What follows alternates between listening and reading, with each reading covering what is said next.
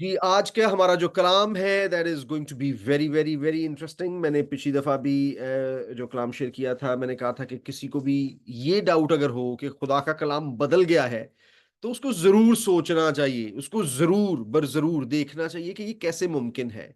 How is it possible that the word of God has been changed और altered? It's not possible. ऐसा हरगिज़, हरगिज़ नहीं है। और मुझे ऐसा लगता है कि हम इस पे ज़रूर हमें सीखना चाहिए। और पिछली दफ़ा मैंने एक बात की थी कि अगर मैं अगर कलाम चेंज करता, तो मैं शायद तिबर और यहूदा की जो स्टोरी है, उसको ज़रूर बाइबल में से निकाल देता, क्योंकि मुझे लगता है कि वो बड़ी कंट्रोवर्शियल सी है कि सुसर ने अपनी बहू से जो है वो औलाद पैदा की। ये कैसे मुमकिन है और क्या बाइबल इसके बारे में क्या कहती है? सो आज हम इसकी डिटेल सीखने जाएँगे। मैंने बहुत से लोगों से बात की है इसके बारे में, and people usually have a wrong concept about it. They say कि जी वो तिमर जो है उसने गलत किया था। हम देखेंगे खुदा का कलाम इसके बारे में क्या कहता है, and what does the word of God say about it. By the way, अगर आप मेरे साथ देखना चाहें, तो सबसे पहला रेफरेंस मैं आपको दूँगा वो मत्ती की अंजील और उसका पहला बाब और उसकी पहली 3 आयत को ज़रूर आप पढ़िएगा। वहाँ पर एक नस्बनामा लिखा है, जीनियोलॉजी लिखी है। That genealogy is the genealogy of Christ. So मैं आपके लिए पहली 3 आयत पढ़ देता हूँ। मत्ती की अंजील बा मुताबिक मुकद्दस मत्ती पहली 3 आयत में लिखा है, यीशु मसीह इब्ने दाऊद इब्ने इब्राहिम का नस्बनामा। इब्राहिम से इसहाक पैदा हुआ और इसहाक से याकूब पैदा हुआ और याकूब से यहूदा और उसके भाई पैदा हुए और यहूदा से फारज और ज़ारा तिमर से पैदा हुए। तिमर कौन है? ये बहू है। और फारस से हसरून पैदा हुआ, हसरून से राम पैदा हुआ, राम से अमीनादाब पैदा हुआ, अमीनादाब से नहसून पैदा हुआ, नहसून से सलमून पैदा हुआ और सलमून से बोआज राहब से पैदा हुआ। ये एक और औरत का जिक्र है, 2 औरतों का यहाँ तक जिक्र आ गया, 3 औरतों का जिक्र है और तीनों हमें ऐसे लगता है कि थोड़ी कंट्रोवर्शियल सी हैं। लेकिन let's just focus on Timor and यहूदा। इनकी स्टोरी आपको पैदाइश की किताब 38वें बाब में मिलती है। अगर आप खुदा का कलाम में खोलना चाहें, मैं आपके लिए स्क्रीन पे भी शेयर किए देता हूँ। तो हम वहाँ पर देख सकते हैं कि जी अ, तिमर और यहूदा की स्टोरी जो है 38वें बाब में यहाँ पर मरकूम है। सो हम देखते हैं कि 38वें बाब का शुरू इस तरह होता है। बाय द वे, ये 38वां बाब ऐसा हमें लगता है, ऐसा मालूम होता है कि जैसे बिल्कुल ऑल ऑफ अ सडन ये कहीं से आ जाता है और इस बाब की हमें ऐसा लगता है कि समझ नहीं आती कि ये क्यों एकदम सामने आ गया। लेकिन स्टोरी में कहीं जेनेसिस की चैप्टर 1 से 50 तक एक फ्लो चल रहा है, उसमें 38वां बाब जो है वो all of a sudden strangely बीच में आ जाता है। सो हम उस पे आज गौर करने लगे हैं। लिखा हुआ है जी 38वें बाब यहाँ पे हम अगर उसकी हम देखते हैं कि यहूदा के 3 बेटे पैदा हुए। वो तीसरी आयत से अगर आप देख रहे हैं तो वहाँ पे लिखा हुआ है, वो हामला हुई और उसका एक बेटा हुआ जिसका नाम उसने एर रखा, और वो फिर हामला हुई और उसका बेटा हुआ और उसका नाम ओनान रखा। फिर उसके एक और बेटा और हुआ और उसका नाम सेला रखा। और यहूदा किजरीब में था जब इस औरत से ये लड़का हुआ। और यहूदा अपने पहलौठे बेटे अय्यर के लिए एक औरत ब्याह लाया जिसका नाम तिम्र था, यानी ये उसके पहले बड़े बेटे की बहू है, बीवी है। और यहूदा का पहलौठा बेटा अय्यर खुदावंद की निगाह में शरीर था, सो खुदावंद ने उसे हलाक कर दिया। तब यहूदा ने ओनान से कहा कि अपने भाई की बीवी के पास जा और देवर का हक अदा कर। ये बात बड़ी इंपॉर्टेंट है, यहाँ पे थोड़ा सा फोकस करने की जरूरत है। यहाँ पे उसने क्या कहा है कि जो तू क्या कर, तू देवर का हक अदा कर। अब देवर का हक अदा करना क्या, what does it mean? It means they यहाँ पे जो देवर है उसकी कोई रिस्पॉन्सिबिलिटी है, उसकी वो रिस्पॉन्सिबिलिटी पूरी करने के लिए उसका बाप उसको कह रहा है कि तू अपने भाई की बीवी के पास जा और देवर का हक अदा कर। अब ये क्या है? अगर यहूदा ने अपनी बहू के साथ बच्चे पैदा किए और वो गलत था, तो क्या ये सही था जो उसका बाप अपने छोटे बेटे को कह रहा है? जी, ये बिल्कुल दुरुस्त था। प्रॉब्लम वहां पे आती है जब हम अपने कल्चर में हर चीज को फिट करने की कोशिश करते हैं। हम अपने मैं समझता हूं क्योंकि मैं पाकिस्तान इंडिया से हूं, तो मैं इंडियन कल्चर में इसको फिट करके देखूं। मैं कहता हूं कि जी मैं श्रीलंका से हूं तो मैं श्रीलंकन कल्चर में, मैं इंडोनेशिया से तो मैं इंडोनेशियन कल्चर में, या मैं इंग्लिश कल्चर में हूं तो मैं इंग्लिश कल्चर में इसको फिट करने की कोशिश करूं। Bible has its own culture, that this culture which we lost about 1700 years ago, जब चौथी सदी में एम्परर कंस्टेंटीन ने चर्च को एक हिसाब का, जो अभी मॉडर्न डे हमारे कैथोलिक चर्च नजर आता है, उसकी बुनियाद वहां पे रखी।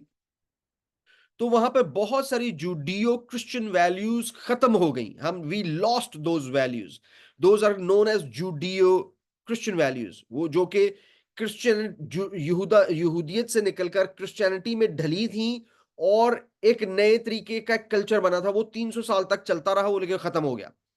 अब यहाँ पे कल्चर दूसरा आ गया, और अब हम उस कल्चर के हिसाब से इसको देखने की कोशिश करते हैं। और इसीलिए आप बहुत से खादमों से, बहुत से लोगों से पूछेंगे तो वो कहेंगे कि जी यहूदा ने भी गलत किया और तिमर ने भी गलत किया, हालांकि ऐसा बिल्कुल नहीं है। That's wrong, that's absolutely wrong. And अब मैं आज, मेरी कोशिश है कि मैं खुदा के कलाम में से आपको साबित करूं। और मेरे वो बहन भाई जो कि खुदा के कलाम को, बाइबल को झूठा समझते हैं, उनसे मैं कहूंगा कि आप ज्यादा पीछे से ना जाए। मत्ती की इंजील पकड़ ले, लूका यूहन्ना की इंजील से, जहां पे खुदा यीशु मसीह की पैदाइश और सारा जिक्र है, वहां से पढ़ने की कोशिश करें। Just just give it one chance, just one chance. Read it with clarity of mind. चलो आप बायस होकर भी पढ़ते हैं, दैट्स फाइन, नो प्रॉब्लम, लेकिन इसको पढ़ें जरूर। बगैर पढ़े आपको कोई हक नहीं है कि आप कभी भी बाइबल पे उंगली उठाएं और कहें कि ये बदल गई है और ये गलत है। खैर, आगे बढ़ते हैं। जी, यहाँ पे हम देखते हैं कि यहूदा का जो बेटा है, बड़ा बेटा, उसकी डेथ हो गई। और यहाँ पे एक और बात जो नोट करने वाली है वो ये है कि तिमर की औलाद नहीं है। तिमर की कोई औलाद नहीं है। अब क्योंकि औलाद नहीं है, और एकदम ऐसा नहीं हुआ कि आज बेटे की डेथ हुई है तो अगले दिन बाप ने कह दिया कि तू जा। उसने नोट किया होगा, पहली बात तो है कि हस्बैंड के मरने पे एक अफसोस मातम का एक पीरियड है, वो उस पीरियड से गुजरी होगी। फिर उसके बाद उन्होंने देखा होगा कि ये प्रेग्नेंट नहीं है, इसलिए उसने अपने छोटे बेटे को ये कहा कि तू उसके पास जा और देवर का हक अदा कर। लिखा है कि उस तब यहूदा ने ओनान से कहा कि अपने भाई की बीवी के पास जा और देवर का हक अदा कर, ताकि तेरे भाई के नाम से नस्ल चले। इसका मतलब है कि तू उसको हेल्प हर बी प्रेग्नेंट, लेकिन जब वो प्रेग्नेंट हो जाएगी तो वो बेटा या बेटी जो भी होगा वो तेरा नहीं कहलाएगा, वो तेरे बड़े भाई अय्यर के नाम का होगा। सो उसने उसे कहा कि उनान जानता था कि ये नस्ल मेरी ना कहलाएगी। सो यूं हुआ कि जब वो अपने भाई की बीवी के पास जाता तो नुतफा को जमीन पर गिरा देता कि मुबादा उसके भाई के नाम से नस्ल चले। ये बड़ा गलत काम वो कर रहा था। This is very very very wrong, very bad thing, जिसकी वजह से अगली आयत में लिखा है, और उसका ये काम खुदा की नजर में बहुत बुरा था, इसलिए इसलिए उसने उसे भी हलाक कर दिया। उसने किसने? खुदा ने उसके भाई को भी हलाक कर दिया। तब यहूदा ने अपनी बहू तिमर से कहा कि मेरे बेटे सिला के बालिग होने तक तू अपने बाप के घर बेवा बैठी रह, क्योंकि उसने सोचा कि कहीं ये भी अपने भाई की तरह हलाक ना हो जाए। सो तिमर अपने बाप के घर में जाकर रहने लगी। और एक अरसा के बाद ऐसा हुआ कि सुआ की बेटी जो यहूदा की बीवी थी मर गई। और जब यहूदा को उसका गम भूला तो वो अपने उदलामी दोस्त हेरा के साथ अपनी भेड़ों की पशम कुतरवाने के लिए तिम्नत एक इलाका है तिम्नत, वहां पे वो जा रहा था। अब यहां पर क्या हुआ है कि उसका बड़ा बेटा यहूदा, फर्स्ट ऑफ ऑल वो अपने बहन भाइयों में नहीं है। जो भाई है उसके 11 भाई हैं, जिनमें से एक जो है वो मिस्र में चला जा चुका है, वो मिस्र में बिक गया है। ये जनाब यूसुफ जब मिस्र में है, गुलामी में है, उस वक्त की स्टोरी है। और यहां पर यहूदा ने जाके दूसरे शहर में जाके, हो सकता है मोस्ट प्रोबब्ली क्वाइट पॉसिबल कि जब वो अपने भाइयों को, आपको पता ना कि वो कह रहा था कि यार इसको मारो नहीं, प्लीज ये नहीं करो, ही वाज वन जो कह रहा था कि इसको मारो नहीं, यहूदा उसको नहीं चाह रहा था कि यूसुफ को मारा जाए। तो वो अपने भाइयों को छोड़ के किसी और इलाके में चला गया और वहां पर जाके उसने शादी कर ली, बेटे हुए, वो भी बढ़ते गए, और इस तरह ये सारा सिलसिला चलता रहा। अब दो बेटे तीन बेटे पैदा हुए, दोनों के दो दो जो हैं वो फौत हो चुके हैं, एक बेटा बाकी है। और वो दोनों के इस जहान से चले जाने का रीजन जो है वो खुदा की नजर में नापाक हैं, गंदे हैं, बुरे हैं, और खुदा उनको पसंद नहीं करता। अब क्या हुआ कि अब उसने अपनी बहू को भेज दिया है। अब उसका छोटा बेटा जो बड़ा हो रहा है, वो बड़ा होता जा रहा है, वो बालिग हो गया है, लेकिन यहूदा ने अपनी बहू को वापस नहीं बुलाया। क्यों वापस नहीं बुलाया? उसको बुलाना उसका पहला हक था। अपने बेटे, छोटे बेटे की वो शादी भी करवा सकता है, लेकिन शादी होने के बावजूद उसकी एक जिम्मेदारी है जो कि उसने अपनी भाभी की तरफ, अपने बड़े भाई की बीवी की तरफ अदा करनी है, क्योंकि उसकी औलाद नहीं है। अब इसको हम कहते हैं किन्समैन रिडीमर, इंग्लिश में हम कहते हैं किन्समैन रिडीमर, जिसे हम एक्चुअली उर्दू में कराबती के तौर पे जानते हैं। मेरा ख्याल है उसके इसके लिए लफ्ज यूज हुआ है कि वो कराबती है, कि करीब का हमारा रिश्तेदार है। तब बोआज फाटक के पास जाकर वहां बैठ गया, और देखो जिस नजदीक के कराबती का जिक्र बोआज ने किया था। अब दो कराबती हैं, बोआज भी कराबती है, ये हम वहां पे आएंगे, अभी वहां पे चलते हैं। सो उसको कराबती कहते हैं। कराबती की एक जिम्मेदारी है। खुदा ने ये प्रिंसिपल अहबार की किताब में 25वें बाब में मरकूम किया है। वहां पे लिखा है कि तुझे अपने भाई को छुड़ाना है, तुझे अपने भाई के माल को छुड़ाना है, तुझे अपने भाई की गुलामी को आजाद कराना है। सो यहां से ये प्रिंसिपल निकला जिसको हम कहते हैं the principle of kinsman Redeemer. अब मैं किन्समैन रिडीमर क्यों कह रहा हूं, आप ये बड़ी समझने वाली बात है। यहां पे हमारे लिए बहुत इंटरेस्टिंग पॉइंट सामने आएगा आगे जब हम इसको आगे बढ़ेंगे। तो स्टोरी पे पहले वापस आ, अब यहूदा जो है उनकी बीवी भी फौत हो चुकी है, और बीवी के जाने के बाद वो और उसका बेटा, छोटा बेटा है जो बस रहते हैं। अब बेटे की शादी उन्होंने नहीं कराई, और तिमर को भी बेटा नहीं दिया कि तू इसकी बीवी बन जा। अब वो उसके बेटे के पास दो हक मौजूद है, कि एक तो ये है कि वो सिर्फ और सिर्फ उससे औलाद पैदा करे और फिर उसको छोड़ दे। छोड़ दे का मतलब ये नहीं है कि उसको तलाक दे दे या बिल्कुल घर से निकाल दे। उसका मतलब है कि वो उसके पास दोबारा कभी भी फिजिकल रिलेशनशिप के लिए वापस उसके पास ना जाए। जब तक वो उसके पास सिर्फ तब तक जा सकता है जब तक वो प्रेग्नेंट नहीं हो जाती। ये प्रिंसिपल है जिसे हम कहते हैं किन्समैन रिडीमर, या कराबती की जिम्मेदारियां। ये खुदा के कलाम के मुताबिक है। ये हम नहीं समझ पाते, हमें ये बहुत अजीब लगता है, क्योंकि हमारे कल्चर में ये चीज नहीं है। हम जिस कल्चर में बड़े हुए हैं उसमें नहीं, पर ये बाइबल में मौजूद है। और ये यहां पे नहीं है, आगे जाके भी एक रेफरेंस हमें मिलेगा, और फिर यहां पे सिर्फ अगले आगे जाके रेफरेंस मिलेगा। हम मैं आपको एक और रीजन दूंगा कि आपको यकीन होगा कि ये बिब्लिकल प्रिंसिपल है, जिसे किन्समैन रिडीमर कहते हैं। अब वो आगे गया है, उसने अब जो है वो तिम्नत के रास्ते पर भेड़ों को लेके जा रहा है ताकि उनको उनकी जो ऊन है वो उतरवाए। और ऊन उतरवाना एक रिच टाइम होता था, अब पैसे मिलते थे, आप उसको बेच सकते हो, ऊन को बेच सकते हो, तो आप यू बिकम रिच।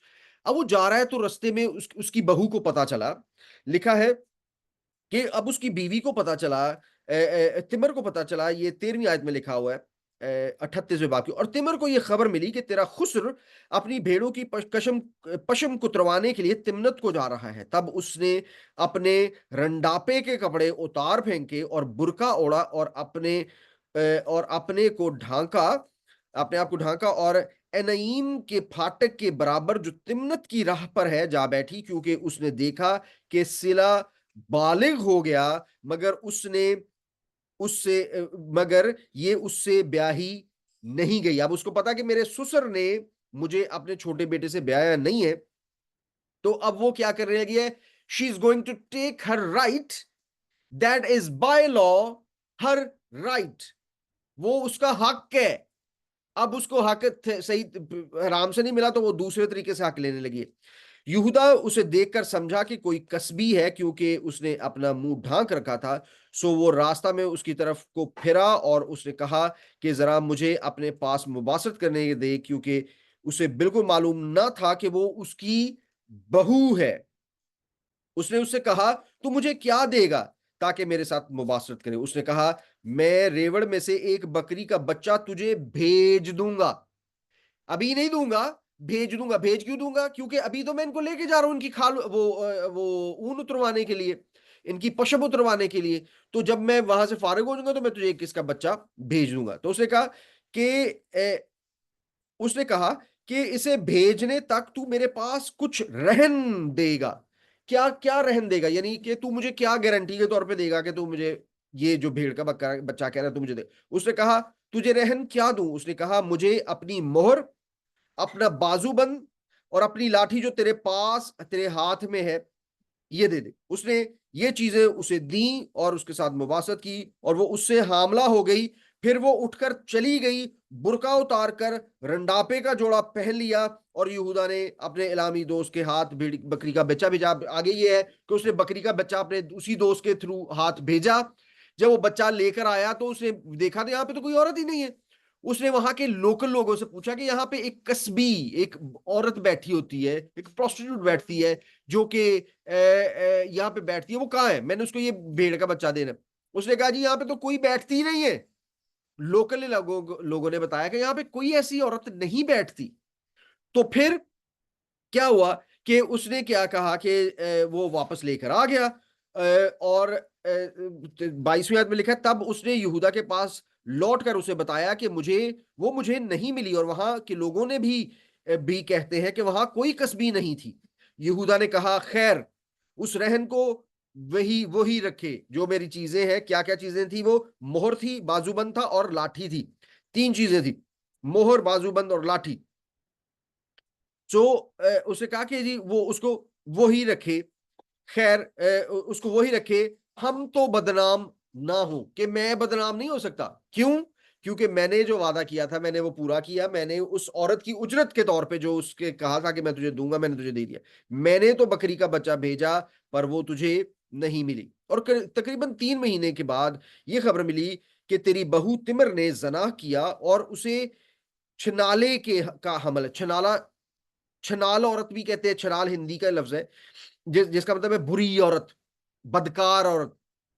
और लिखा है कि उसे छनाले का हमल भी है। यहूदा ने कहा, उसे बाहर निकाल लाओ कि वो जलाई जाए। जब उसे बाहर निकाला तो उसने अपने खुसर से कहला भेजा कि मुझे उस शख्स का हमल है जिसकी ये चीजें हैं। सो तू पहचान तो सही कि ये मोहर, ये बाजूबंद और ये लाठी किस की है? तब यहूदा ने इकरार किया। अब इस बात को गौर ध्यान से सुनिएगा।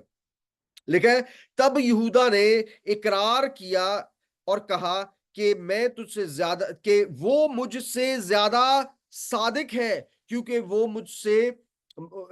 मैंने उसे अपने बेटे सिला से नहीं ब्याया और वो फिर कभी उसके पास ना गया। अब this is the point to focus, this is very important to understand. पहली बात कि वो शख्स जो उसका ससुर है, खुसर है, वो ये उसको सजा दिला सकता है। बाय लॉ वो उसको सजाए मौत दिला सकता है कि इसको संसार कर दिया जाए, क्योंकि इसने बदकारी की है, क्योंकि ये छनाल औरत रही है, इसका छनाले का हमल भी है। लेकिन अब वो क्या कह रहा है? कि वो कह रहा है कि ये मुझसे ज्यादा रास्तबाज है। यहां पे इंग्लिश में मैं आपके लिए इसको इंग्लिश में भी आपके लिए पढ़े देता हूं। वहां पे लिखा हुआ है, for she has been more righteous। आयत नंबर 26 में अगर आप देखिए, ये आयत नंबर 26 में देख, एंड जूडा acknowledged them।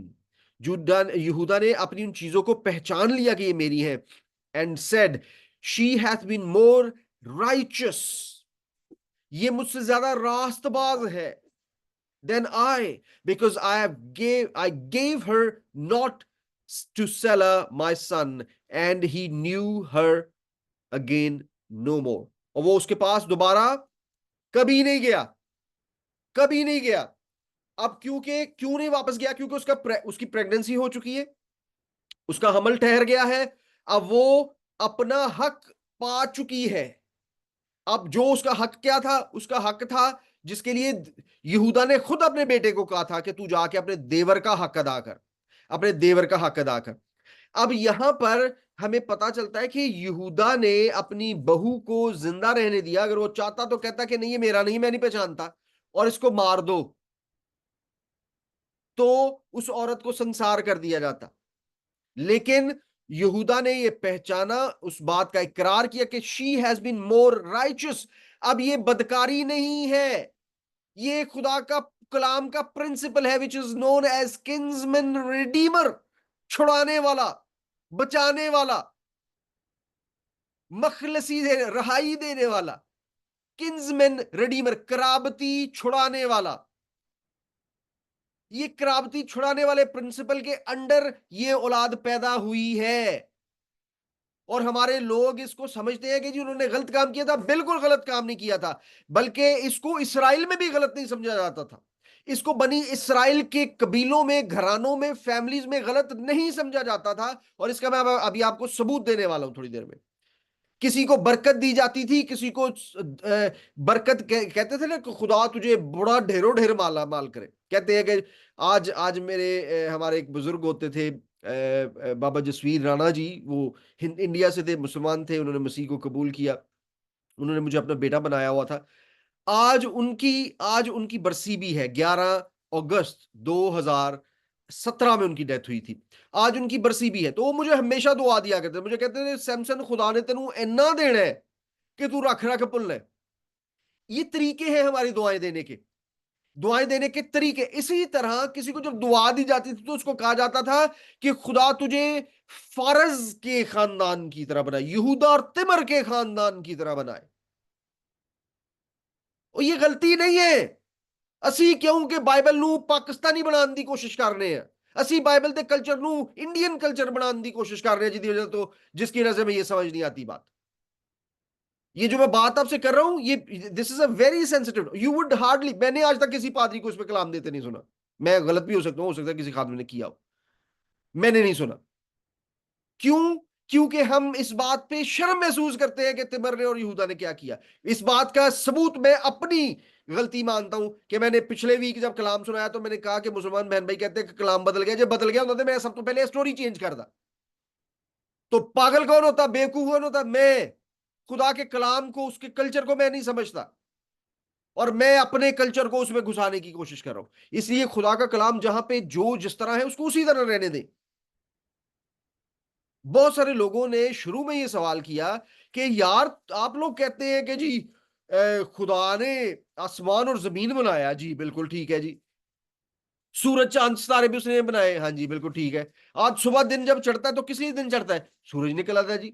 रात में क्या चीज है? चांद रोशनी थोड़ी सी करता है जी। अच्छा जी, सुबह को दिन सूरज से होता है।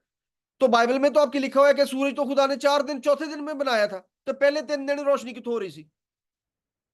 और हम फिर कोशिश करते हैं कि मैं जस्टिफाई करूं उसको। Do you don't do please don't help God. God does not need your help. खुदा को आपकी हेल्प की जरूरत नहीं है। इसी तरह बहुत सारे, फिर कहा गया कि जी दूसरे दिन में कहा था कि आसमान के खुदा ने फिजा के ऊपर के पानी को फिजा के नीचे के पानी से जुदा कर दिया।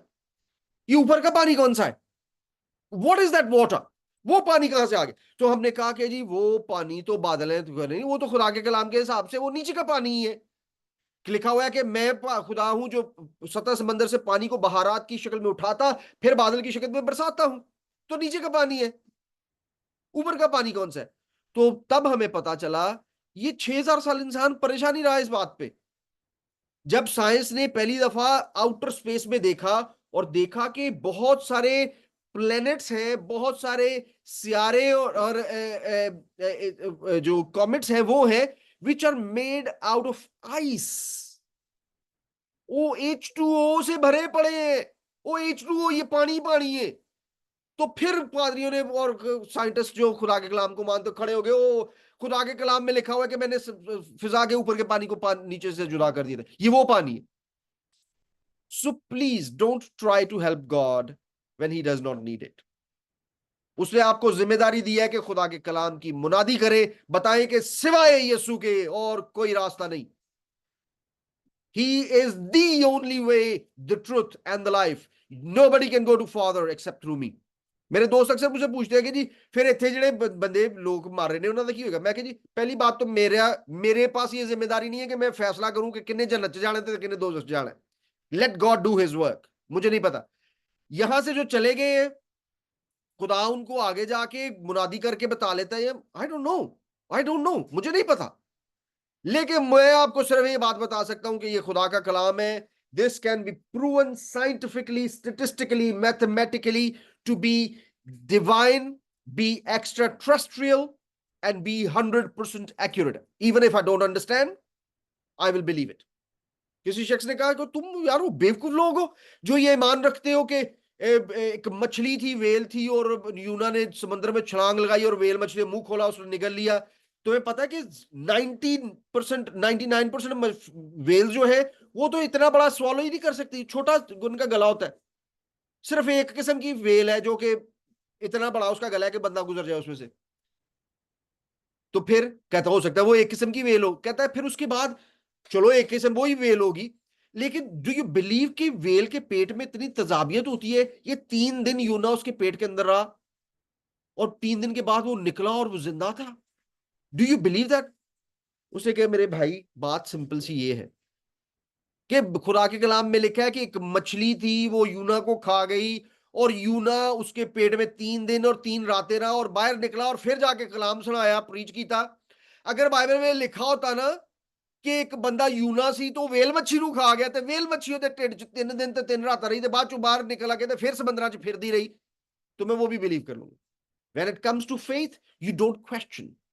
लेकिन मैं आपको इस बात की खुशखबरी देना चाहता हूं कि खुदा का ये कलाम मैथमेटिकली, साइंटिफिकली, लॉजिकली, मैं कहता हूं एथिस्ट आ जाए बात कर ले, स्टेटिस्टिकली अगर प्रूव ना हो तो बात करें। खुदा के खादमों ने बड़ा बड़ा काम किया हुआ है। 200 साल पहले एक एथियस्ट डॉक्टर आइवन पनीन के नाम से क्रिश्चियन हो गया और खुदा के कलाम में बड़ी खिदमत की सिर्फ और सिर्फ इसलिए because he tested it with critical analysis of the scripture, और scientifically and statistically he proved कि ये जो चीजें इसमें लिखी हुई हैं ये आम इंसान लिख नहीं सकता। जो चीजें उसने मत्ती की इंजील में ढूंढी, उसने कहा कि अगर जनाबे मत्ती जो थे, अगर उनको सिर्फ ये 13 आयतें इस सीक्वेंस में लिखनी होती ना कि जो लिखी हुई हैं, तो जनाबे मत्ती को 350 साल जिंदा रहना पड़ता था। 6 दिन काम करते, रोज इसी 13 आयतों को लिखते, रोज 13 आयतों को लिखते 350 साल तक। तो फिर कोई चांस था सिर्फ 1% कि ये ठीक होता। उसके राज क्या है वो मैंने अपने बहुत सारे दूसरे सरमन्स में लिखे हुए हैं, बहुत बताए हैं। अगर आप ढूंढ सके, मैं कोशिश करूंगा कि मैं लिंक इसमें डाल दूं।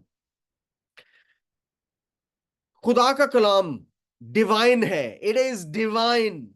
यहूदा से गलती नहीं हुई, तिमर से गलती नहीं हुई, खुदा से गलती नहीं हुई। बल्कि मैं आपको एक और बड़ी मजे की बात बताऊं। यहूद आगे आ जाइए आप मेरे साथ, खुदा के कलाम में रूत की किताब में आ जाए। रूत कौन थी? रूत एक औरत नियोमी की बहू थी जो कि जब बैतलहम में रहते थे, उसके हस्बैंड का नाम जो है अहीमलक था।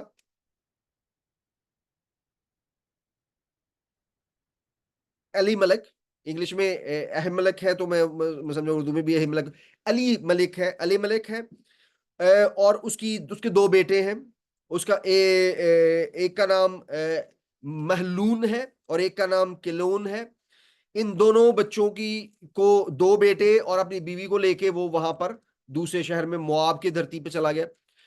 बाय द वे, मोआब मैं आपको बताता चलूं, मोआब कौन थे? मोआबी वो हैं जो लूत की बड़ी बेटी से पैदा हुए थे।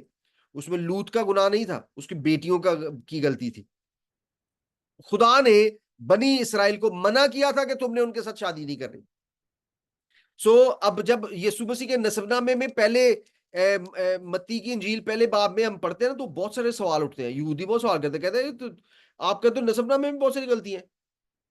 तो कोई गलती नहीं है। नो, नो, अजीबो गरीब नहीं है। That is how God wanted it to be. That is how God wanted it to be. ताकि वो आपको बताए कि मैं तुम्हारा खुदा हूं जो किसी भी तरीके से, I am always in control and I can save you, I can save you. So आगे बढ़ते हैं। सो हम देखते हैं कि जी वो दोनों बेटे, उसने दो बेटियों बहुओं के साथ ब्याह दिए, और आखिरकार क्या हुआ कि एक का नाम अरफा और दूसरी का नाम रूथ था, और वो दोनों बेटे मर गए। उसका हस्बैंड भी मर गया, उसका हस्बैंड पहले मर गया न्योमी का, बाद में दोनों बेटे भी मर गए और तीन औरतें बाकी रह गई, न्योमी, अरफा, न्योमी, अरफा और उस रूथ। अब न्योमी रोने लगी कि ये मेरे साथ क्या हुआ। सब सब जानते हैं स्टोरी को, मैं क्विकली इसको गुजरने की कोशिश करता हूँ। सो वो उसने अपनी बहुओं को कहा कि अब तुम वापस अपने घरों में चले जाओ, लेकिन रूथ ने कहा कि मैं तुझे नहीं छोड़ूंगी, मैं तुझे कभी नहीं छोड़ूंगी, मौत हमें जुदा कर सकती है, अदरवाइज मैं तुझे नहीं छोड़ूंगी। और हम देखते हैं कि वो जब वापस आई तो उसके लोगों ने देखा और हैरान हुए कि ये न्योमी है, और उसने कहा कि मुझे नोमी ना कहो, मुझे मारा कहो, क्योंकि खुदा मेरे साथ बड़ी सख्ती से पेश आया, मैं यहां से हरी भरी गई थी, मैं उजड़ी पुजड़ी वापस आई हूं। और उसकी बहू जो है उसके लिए राहत का बायस बनती है, क्योंकि वो जाके बाहर काम करती है खेतों में, और खेतों में जाके अनाज इकट्ठा करती है, फिर उसको शहर में जाके बेचती है, उससे जो पैसे मिलते हैं उससे वो उन दोनों का गुजारा होता है। और हम देखते हैं कि वो उसको बताती है कि बोआज जो है, रूथ की दूसरे बाब की पहली आयत में लिखा है, और नियोमी के शोहर का एक रिश्तेदार था जो अली मलिक के घराने का और बड़ा मालदार था, और उसका नाम बोआज था। हम देख जानते हैं कि बोआज के खेत में वो जाके काम करती है, बोआज उसको पहचान पूछता है कि तुम कौन हो, तो वो कहती है कि मैं नियोमी की बहू हूं। तो वो कहता है कि मैंने तेरे बारे में सुना है, तू बड़ी अच्छी औरत है। हम आगे भी देखते हैं कि उसके बारे में बोआज खुद भी गवाही देता है कि ये बुरी औरत नहीं है, किरदार की बुरी नहीं है, बड़ी अच्छी औरत है, अपने काम से काम रखती है, अपनी सास का बड़ा ख्याल रख रही है। अब बोआज रूथ बहू अपनी बहू को क्या कहती है? रूथ अपनी बहू को तीसरे बाब की पहली आयत में लिखा है, फिर उसकी सास न्योमी ने उससे कहा, मेरी बेटी, क्या मैं तेरे आराम की तालिब ना बनूं जिससे तेरी भलाई हो? पहली बात तो ये कि देखिए, अब यहाँ पे अगर कोई आम औरत तो कहती कि यार अगर मैं इसकी शादी कर दूंगी तो मेरा की रोजी रोटी का क्या बनेगा। लेकिन उसने ये नहीं सोचा, उसने कहा कि मैं इसके लिए ये अपना मुल्क, अपना शहर, अपना घर, अपना खुदाओं को, अपने रिश्तेदारों को, माँ बाप को छोड़ के मेरे साथ आ गई। सो मेरे लिए भी लाजिम है कि मैं इसकी भलाई सोचूं। वो उसको कहती है कि मैं तेरे राम का सोचूं। और क्या बोआज हमारा रिश्तेदार नहीं जिसकी छोकरियों के साथ तू थी? देख वो आज की रात खलियान में फटकेगा, सो तू नहा धोकर खुशबू लगाकर अपनी पोशाक पहन और खलियान को जा, और जब तक वो मर्द खा पी ना चुके तब तक तू अपने तई उस पर जाहिर ना करना। जब वो लेट जाए तो उसके लेटने की जगह को देख लेना, तब तू अंदर जाकर उसके पांव खोलकर, उसके पांव खोलकर का मतलब है कि उसके ऊपर जो पोशाक पड़ी होगी, उसके पैरों के ऊपर जो चादर होगी, उसको उठाकर उसके पैरों के पास लेट जाना। तब तू अंदर जाकर उसके पांव खोलकर लेट जाना, और जो कुछ तुझे करना मुनासिब है वो तुझको बताएगा, वो तुझे बताएगा। उसने अपनी सास से कहा, जो तू कहती है मैं वैसे ही करूंगी। और क्या होता है कि वो जब वो खाना खा के लेट जाता है, रात हो जाती है, तो उसको देख लीजिए कहाँ लेटा है। फिर लिखा है वो बड़े आराम से उसके पास जाके उसके पैरों से चादर हटा के तो उसके पास लेट जाती है। ठीक है, वो जो आई और उसके पांव खोलकर लेट गई, और आधी ही रात को ऐसा हुआ कि वो मर्द डर गया और उसने करवट ली और देखा। इसका मतलब है कि जब वो लेट भी गई है तो उसको नहीं पता चला, जब वो लेट भी गई है तो उसको पता नहीं चला कि मेरे पास कोई आके मेरे पैरों की साइड पे कोई औरत लेटी हुई है। और जब वो रात को करवट ली तो उसके पैर उसको शायद टच हुए, तो एकदम उठ के उसने उससे पूछा तू कौन है? तो उसने कहा, तब उसने उससे पूछा तू कौन है? उसने कहा मैं तेरी लौंडी रूथ हूं, सो तू अपनी लौंडी पर अपना दामन फैला दे, क्योंकि तू नजदीक का कराबती है। बदकारी के लिए नहीं लेटी उसके पास, गंद करने के लिए उसके पास नहीं लेटी है, अपनी शहवत पूरी करने के लिए उसके पास नहीं लेटी है, अपना हक लेने के लिए लेटी है। और उसको वो अपने हक लेने का बता रही है कि मैं किस वजह से तेरे पास आई हूं। उसने कहा क्योंकि तू मेरा नजदीक का कराबती है, तू मेरा नजदीक का कराबती है। उसने कहा तू खुदावंद की तरफ से मुबारक हो ऐ मेरी बेटी, ऐ मेरी बेटी। क्योंकि अभी उसका कोई इरादा नहीं है, क्योंकि उसको पता है कि मैं इसका कराबती हूं, लेकिन मुझसे पहले भी एक और कराबती है। उसका हक इस पे पहले बनता है, उसकी जिम्मेदारी इस पे पहले बनती है, उसको मैं पहले हक दूंगा। अगर वो इसका कराबती होने का हक अदा कर देता है तो ठीक है, नहीं तो फिर मैं कर दूंगा। अब मेरी बात को फॉलो कर रहे हैं? This is not lust. ये बेवकूफी नहीं है। हमारे लोग इसको नहीं समझ पाते। मैं फिर उसी बात को दोबारा बता रहा हूं, क्योंकि हमारे कल्चर में ये चीजें बहुत अबनॉर्मल है। पर वो ये हकीकत ये है कि वो उसका कराबती है, और वो उसको एहसास दिलाती है कि मैं तेरे पास इसलिए आई हूं कि तू मेरा कराबती बनता है मेरे हस्बैंड की वजह से। मेरे हस्बैंड की वजह से तू मेरा कराबती बनता है। महलून की बीवी है वो, महलून की वजह से तू मेरा कराबती बनता है। तो तू जो है मुझ पर अपना दामन फैला दे। इसका मतलब तू मुझे अपनी छाया में ले ले, तू मुझ पर अपनी चादर फैला दे, तू मुझे अपनी बीवी बना ले, या बीवी नहीं भी बनाना, मुझे मेरी औलाद दे दे, जो मेरा हक है। अब वो क्या होता है कि वो कहता है कि तू लेटी रहे और सुबह उठ के पहले चली जाना, ताकि किसी को पता ना चले। और लिखा है कि उसने उसको छुआ नहीं, उसने उसके साथ कोई फिजिकल नहीं हुआ। वो लेटी रही, रात गुजर गई, वो सुबह उठ के चली गई।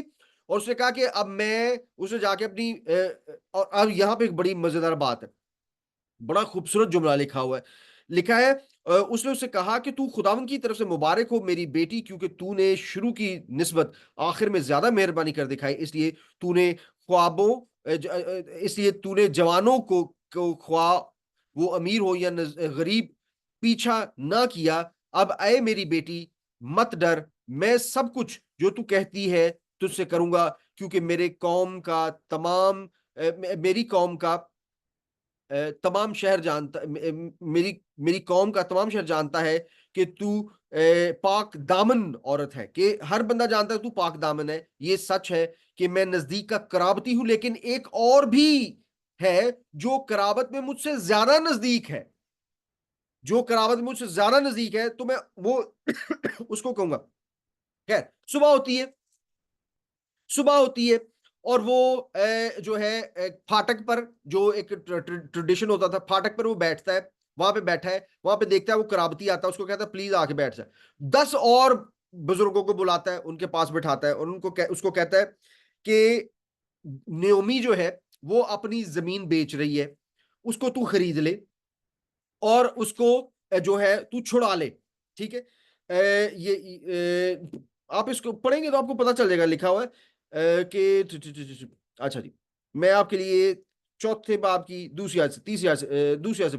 फिर उसने उस शहर के बुजुर्गों में से 10 आदमियों को बुला के यहाँ बैठ जाओ, सो वो बैठ गए। तब उसने उस नजदीक के कराबती से कहा, न्योमी जो मोआब के मुल्क से लौट आई है, जमीन के उस टुकड़े को जो हमारे भाई अली मलक का था बेचती है।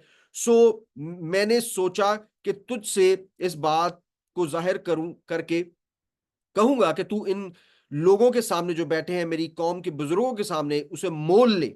अब वो जमीन की सिर्फ बात नहीं कर रहा, वो कह रहा है कि उस मोल, अगर तू उसे छुड़ाता है तो छुड़ा, और अगर नहीं छुड़ाता तो मुझे बता, ताकि मैं मुझको मालूम हो जाए, क्योंकि तेरे सिवा और कोई नहीं जो उसे छुड़ाए। ये छुड़ाने का कॉन्सेप्ट, रिडीम करने का कॉन्सेप्ट है। और वो कहता है कि अगर तूने उसको रिडीम करना है तो, क्योंकि एक बंदे की बीवी भी यहां मौजूद है, तूने उसको भी रिडीम करना है, यू हैव उसको भी छुड़ाना है, उसको भी तुझे लेना पड़ेगा। वो कहता है नहीं नहीं, मैं नहीं कर रहा, क्योंकि ये तो बड़ा मुश्किल बन जाएगा मेरे लिए। क्योंकि वो जगह जो वो खरीदेगा, पैसे दे के खरीदेगा, न्योमी को पैसे देगा, जगह उसके नाम पे हो जाएगी, और उसके बावजूद वो जगह और वो बच्चे महलून के ही कहलाएंगे, वो उस शख्स के बच्चे नहीं कहलाएंगे। अब मेरी बात समझ रहे, वो उसी के कहलाएंगे। वो कहता नहीं मैं नहीं कर रहा। फिर बोआज कहता है कि जी मैं, वो उसको जूती उतार के दे देता है। जूती एक उतारना एक वादे की तरीका था, उस दौर में ऐसे होता था। सो वो उसके साथ क्या करता है कि ये सबके सामने कहता है कि जी, फिर लिखा है कि उसे उसको जूती उतार के दे दी। मैं ये, और अगले जमाना में इसराइल में मामला पक्का करने के लिए छुड़ाने और बदलने के बारे में यह मामूल था कि मर्द अपनी जूती उतार कर अपने पड़ोसी को दे देता था। इसराइल में तस्दीक करने का यही तरीका था। सो इसीलिए शायद ये भी कहा जाता कि खुदा ने जब मूसा को कहा था तो अपनी जूती उतार, तो that was a covenant between Moses and God. God made a covenant between him and Moses, और क्योंकि उसने उसकी जूती उतरवाई थी। सो उस नजदीक के कराबती ने बोआज से कहा कि तू उसे मोल ले ले, और उसने फिर लिखा, बोआज ने बुजुर्गों के कहा कि आज के दिन गवाह हो के अली मलिक और कलियून और महलून का सब कुछ नियोमी के हाथ से मोल ले लिया है। सो माँ सिवा उसके मैंने मलून की बीवी मोआबी रूथ को भी अपनी बीवी बनाने के लिए खरीद लिया है, ताकि उस मर्द, फिर क्या होता है कि लिखा हुआ है कि जी वो उसके पास गया, वो उसकी बीवी बनी, और उनका जो है औलाद हुई। और लिखा है खुदावंद उस औरत को जो तेरे घर में, फिर अच्छा ये नहीं, इससे पीछे मैं एक आयत पढ़ देता हूँ। लिखा है माँ सिवा उसके मैंने महलून की बीवी मोआबी रूत को भी अपनी बीवी बनाने के लिए खरीद लिया, ताकि उस मर्द के नाम को उसकी मिरास में कायम करूं, और उस मर्द का नाम उसके भाइयों और उसके मकान के दरवाजा से मिट ना जाए। वो जानता है इस बात को कि ये बच्चे महलून के कहलाएंगे। बाइबल हालांकि उसको इस तरह बयान करते हैं, लेकिन नस्ल जब वो बाइबल हमारी क्लैरिटी, हमारी अंडरस्टैंडिंग के लिए बताती है कि वो बोआज का बेटा था, उबेद। तुम आज के दिन गवाह हो, तब सब लोग जो फाटक पर थे उन बुजुर्गों, अब देखिएगा कि लोग क्या कह रहे हैं, जो फाटक पर लोग हैं वो क्या कह रहे हैं। वो कहते हैं उन्होंने कहा कि हम गवाह हैं, खुदा इस औरत को जो तेरे घर में आई है राहल और लिया की इमानत करे, जिन दोनों ने इसराइल का घर आबाद किया, और तू अफराता में, अफराता बैतलहम को कहते थे, में तहसीन और आफरीन का काम करे, और बैतलहम में तेरा नाम हो, और तेरा घराना उस नस्ल से जो खुदा तुझे इस औरत से दे फारज के घर की तरह हो, जो यहूदा से तिमर के हुआ। This was a form of blessing, this was a form of blessing, कि खुदा ने किस तरह तिमर से भी जो है तिमर को भी बाबरकत किया था, और उससे कितनी बड़ी आगे जो है नस्ल चली है। सो मेरे अजीजों, मेरे बहनों भाइयों, प्लीज खुदा के कलाम को खुदा के कल्चर में समझने की, खुदा ने जिस कौम को चुना था उस कल्चर में समझने की कोशिश किया करें। जब हम अपने हिसाब से उसको बांटने की करने की कोशिश करते हैं तो बहुत से प्रॉब्लम्स, बहुत सारी बातें हैं। और मैं आपको एक और बात बताता चलूं, आपको एक और बात क्विकली, बहुत क्विकली करूं। ये मैंने काफी अर्सा पहले एक जो है वो भी किया था, यहूदा और तिमर के नाम से एक वो भी किया था। ये मैं आपको बताता हूँ। 38वां बाब जो है ना, इसको हम कहते हैं equi sequence, equi equi distance sequence जो है ऑफ लेटर्स। यहां पे अगर आप देखें 38वें बाब में हमें कहीं बोआज का या रूथ का जिक्र नहीं मिलता, लेकिन खुदा के कलाम में ऐसा जबरदस्त है। ये देखिए, पहले बोआज और रूथ का नाम 49 लेटर्स के बाद, 49 लेटर्स के बाद जिक्र आता है। और ये किंग्समैन रिडीमर का भी जो कॉन्सेप्ट है ना, ये अहबार की किताब 25वें बाब की 25वीं आयत से आगे पढ़े तो वहां पे मिलेगा। वहां पे कोई ईयर ऑफ जुबली का पता चलेगा, जैसे उर्दू में लिखा जाता है यूबली, यूबली का कॉन्सेप्ट मिलेगा, वो भी 49 ईयर्स का होता है। सो यहां पे 49 हरफ छोड़कर जब एक हरफ गिनते हैं, तो यहां पर पहले बनता है नाम बोआज का, फिर उसके बाद रूत का आता है, फिर उसके बाद उबेद का आता है, फिर उसके बाद यस्सी का आता है, उसके बाद डेविड का आता है। अब मेरी बात को समझने की कोशिश कीजिए कि खुदा के कलाम में ये एक्सीडेंटली नहीं था, this was coded, this was hidden message, कि खुदा ने वहां पर ये ऐसा ही होना था कि मोआब की धरती पर अली मलिक ने मर जाना था, उसके बच्चों ने मर जाना था, और रूथ ने वापस आना था नोमी के साथ, और रूथ के बच्चे जो होने थे दो, फारज और जारा, ये दोनों बोआज से ही पैदा होने थे। ये खुदा का प्लान था। It was no accident, it was all hidden in the book of Genesis chapter 38। खुदा ने वहां पे लिखा हुआ था कोडेड मैसेज में, कोडेड मैसेज में। क्यों? क्योंकि खुदा बताना चाहता है कि I know present past and future same at the same time. खुदा हर चीज जानता है, खुदा हर बात को समझता है। अब इसको इसको खत्म की तरफ मैं लेके जाता हूं। अब आप जरा सोचिएगा, बोआज और Ruth, by the way Boaz और रूथ की स्टोरी कलीसिया और मसीह को बेहतरीन तरीके से रिप्रेजेंट करती है। इसराइल और मसीह की बात नहीं कर रहा मैं, बनी इसराइल और यीशु की बात नहीं कर रहा मैं बनी इसराइल की और यीशु की स्टोरी नहीं, मैं यीशु की और चर्च की स्टोरी आपको बता रहा हूं। रूथ बनी इसराइली थी? No, she came from a different country, बल्कि ऐसे लोगों में जिनसे खुदा ने मना किया हो था कि इन्हें शादियां नहीं करनी है।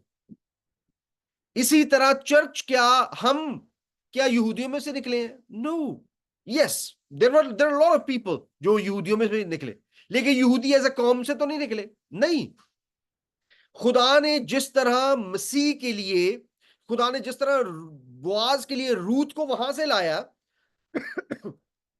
और बाय द वे बोआज भी जो था ना, वो भी, बोआज भी, वाओ, वाओ, वाओ, ये मैं जरूर आपको बताता चलूं।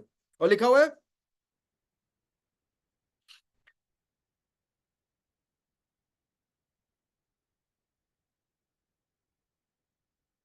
और सलमून से, और नहसून से सलमून पैदा हुआ, सलमून से बोआज राहब से पैदा हुआ है। बोआज भी जो खुद भी पैदा हुआ ना, बोआज की mother was also not from the tribe of Israel, वो भी एक प्रोस्टिट्यूट सी थी। That's amazing, that's amazing. ये दिमाग की धज्जियां उड़ा देता है कि यार हमारे मसीह की जात के लिए ये नसबनामा जो लिखा गया है, उसमें इस तरह की अजीबोगरीब स्टोरी है। खुदा आपको बताना चाह रहा है कि I am the God who is always in control, who is always in control. आप सलमून और राहब की स्टोरी पढ़ के देख लें, आपको मिलेगी खरूज में, मेरा ख्याल खरूज में। सो हम हैरानगी होती है कि कैसे हमारी मलका मलका बरतानिया जो है, मलका बरतानिया जब मलका बनी, तो इनकी अगर आप पिछली 3-4 नस्लें उठा के देख लेना, तो आपको हैरानगी होगी कि इतने कम चांसेस थे इनके मलका बनने के। ये दूर दूर तक नामो निशान नहीं था इनका कहीं से, नस्ल का वो इनकी बारी नहीं आनी थी। लेकिन खुदा ने ऐसे इंतजाम किए कि मलका मलका बनी, जबकि ऐसा कानून था कि अगर इनका एक भी भाई होता तो वो बेशक छोटा भी होता, उसने बादशाह बनना था। लेकिन God chose her to be the queen of England. And ये खुदा के तरीके हैं, ये खुदा के काम है। इसी तरह खुदा ने हमारे लिए, खुदा हमें खुदा का बड़ा शुक्र अदा करना चाहिए, खासतौर पर रूथ और बोआज की स्टोरी से चर्च को जो पैगाम मिलता है वो ये है कि जिस तरह खुदा ने बोआज के लिए रूथ को गैर कौमों में से बुलाया, खुदा ने मसीह की दुल्हन को भी, मसीह की दुल्हन कौन है? हम सब, हमें भी गैर कौमों में से चुन लिया है, हमें भी गैर कौमों में से बुला लिया है। अब गैर कौमों वाले खुदा हमारे खुदा नहीं है, हमारा खुदा वही है जो हमारे मसीह का खुदा है, हमारा हमारा खुदा है। सो इस बात को समझिए और इस बात को जानिए कि खुदा के कलाम में से आपको किसी बात पे कभी भी शर्मिंदा होने की जरूरत नहीं है। खुदा रास्तबाज है और खुदा कभी गलत नहीं करता, और God never does wrong, never ever. It's his ways of working, और वो अपने तरीकों से काम करता है। और मैं उम्मीद करता हूं कि आज के कलाम के वसीला से you will have strength and peace and comfort to know that our God is always in control। और एक दफा फिर से आपने उसी भाई से जो ये कहते हैं कि बाइबल बदल गई है, पढ़ के देखें। It will change your life, it will change your life, it will change you for good. बहुत सारे लोगों को मैं जानता हूं, बहुत सारे लोगों को जानता हूं जिनकी जिंदगियां बदल गई। गुलशन एस्थर, गुलशन एस्थर जैसी बड़ी स्टोरीज हैं। फिर वो क्या था, हमारे पाकिस्तान के इंटीरियर इंटीरियर मिनिस्टर थे, उनकी बीवी Bilkis Sheikh, I dare to call him father. नहीं, ये वो टोनवेल है उनकी किताब का नाम। ये किताबें आप पढ़ सकते हैं, टोनवेल। दे इनको पढ़िए please, give it a chance, give it a chance, don't have prejudice without even reading, read the word of God. और उसके बाद आप इसको कहें गलत है जी, मैं नहीं मानता, you more than welcome to do so. खुदा उनके कलाम को जरूर एक मौका दीजिए। ये आपकी ज़िंदगी को बदल देगा। आपकी ज़िंदगी की मुश्किलात, परेशानियाँ, सारी कमियाँ, घाटे, सारी दुःख तकलीफ जो और कोई नहीं समझता, और God is there to listen to you. God bless you. अपना बहुत ख्याल रखिए।